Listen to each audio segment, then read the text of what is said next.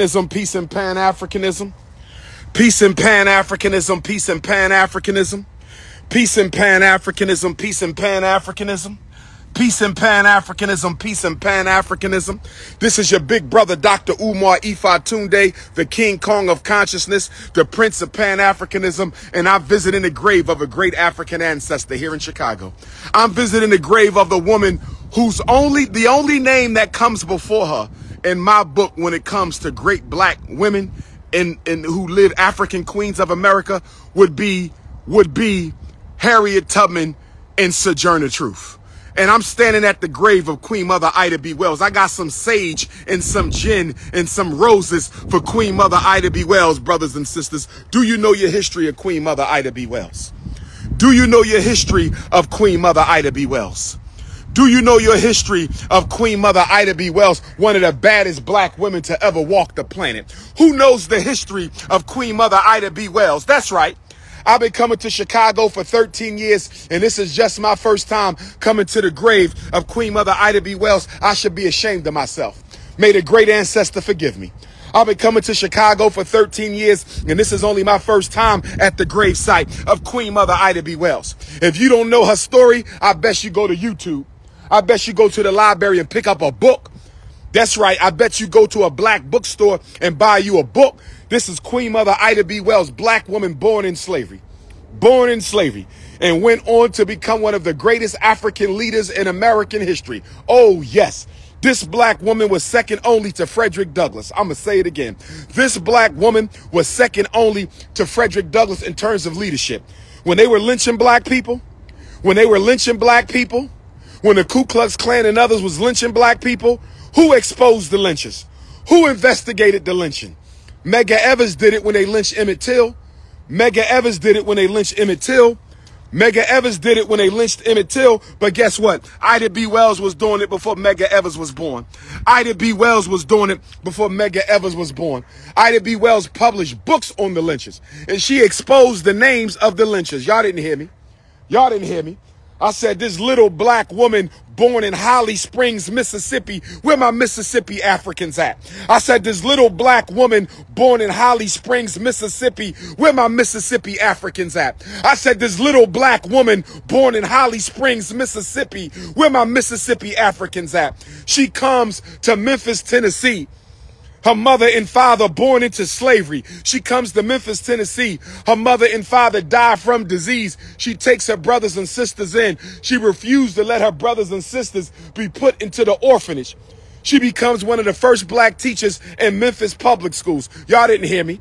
I said she became one of the first black teachers in Memphis public schools, where I will be next Saturday teaching our parents how to fight back against educational lynching and academic lynching and special ed lynching. I'm picking up the torch of Queen Mother Ida B. Wells. I'm picking up the torch of Queen Mother Ida B. Wells, one of the first educators.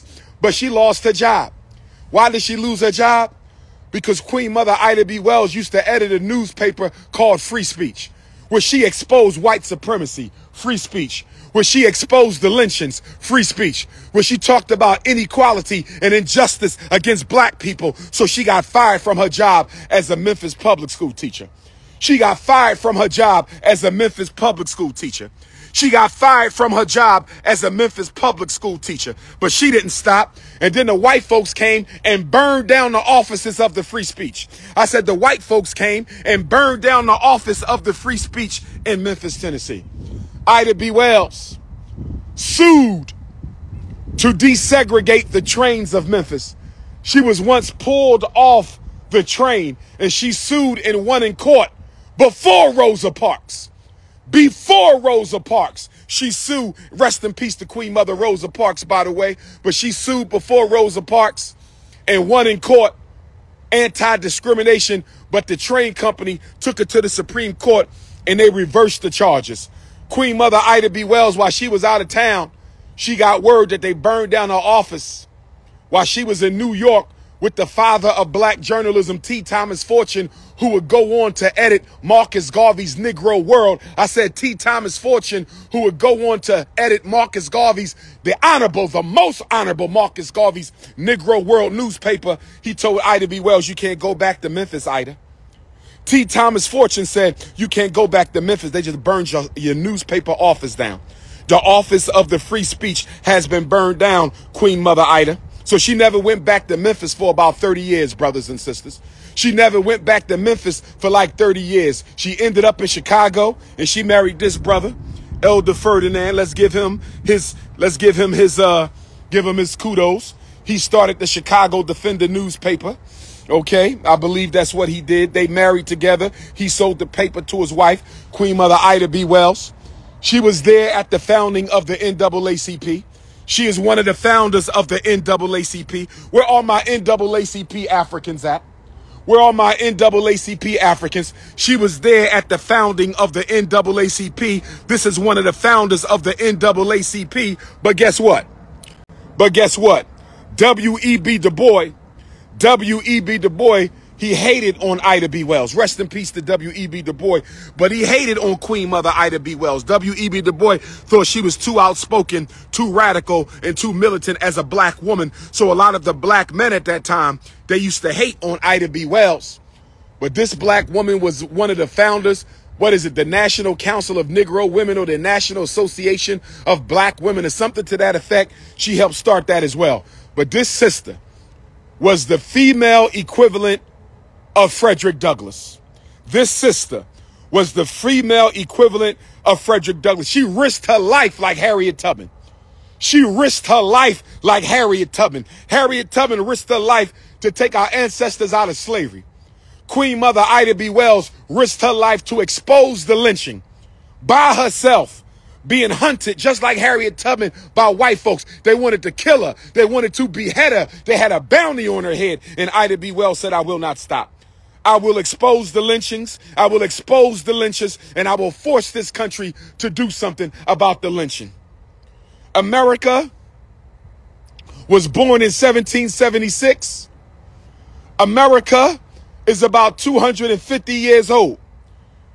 Ida B. Wells was fighting for an anti-lynching bill, and we don't get one until Joe Biden gives us a weak as butter Emmett Till anti-lynching bill that ain't worth a damn. But this was one of the first Africans who was fighting to stop the lynching of black people by the police. One of the first Africans to stop the lynching of black people by white folks. We still find Africans hanging from the tree. We still finding Africans hanging from the tree. We still finding Africans hanging from the tree.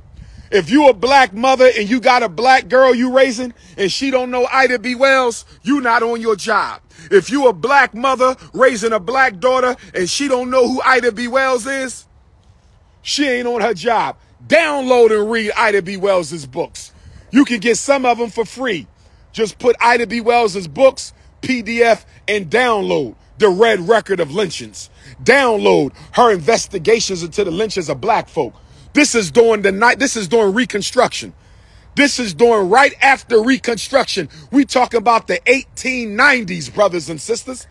We talk about the 1890s. Frederick Douglass don't die till 1895. So this is Ida B. Wells fighting to save black people's lives from lynch mobs in the time of Frederick Douglass.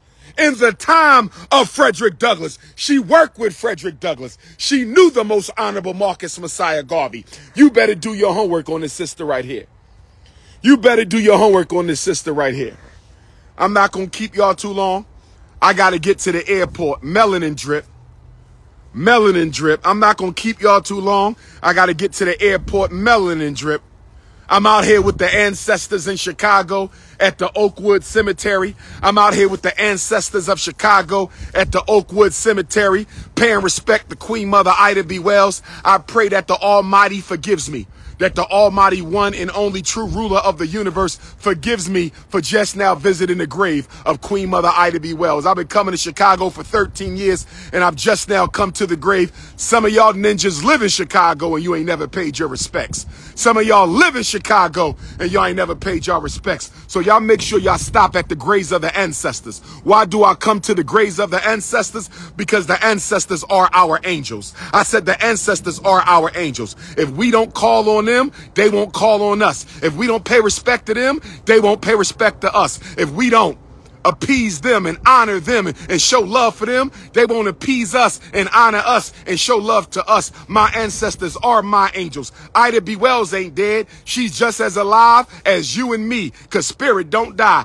This is only a shrine. This is only a shrine to Queen Mother Ida B. Wells. That spirit is still traveling the earth doing the work of African liberation. Chicago, stand up. We're not going to let the migrants take Chicago. If Chicago goes, Black America goes. This is your big brother King Kong. I will be in Ida B. Wells City, Memphis, Tennessee next Saturday. I will be in Ida B. Wells City, Memphis, Tennessee next Saturday. I will be in Ida B. Wells City, Memphis, Tennessee next Saturday for the Black Parent Know Your School Rights Boot Camp. Go to drumarjohnson.com and register. Go to drumarjohnson.com and register. I'll see you in Memphis next Saturday, November the 25th from 9 to 5. Norwood, Massachusetts, November the 30th. Omaha, Nebraska, December the 2nd. Omaha, Nebraska, December the 2nd. Kansas City, Missouri, December the 3rd. Kansas City, Missouri, December the 3rd. This is your big brother King Kong Consciousness coming to you live from Chicago, the most requested, the most revolutionary, and the most relevant African scholar in the world today. King of TikTok, king of YouTube, king of the lecture podium, king of black psychology, king of Pan-Africanism, king of political science, king of the microphone. Brothers and sisters, it's do or die. It's now or never. It's revolution or extermination. It's Garveyism or get back. It's all Africans for every African and every African for all African. If you need to reach me, 215-989-9858, 215-989-9858. 215-989-9858. Big Rap, I saw your text. I'm going to hit you up, good brother. We're going to link when I get back to Chicago. Peace and one love.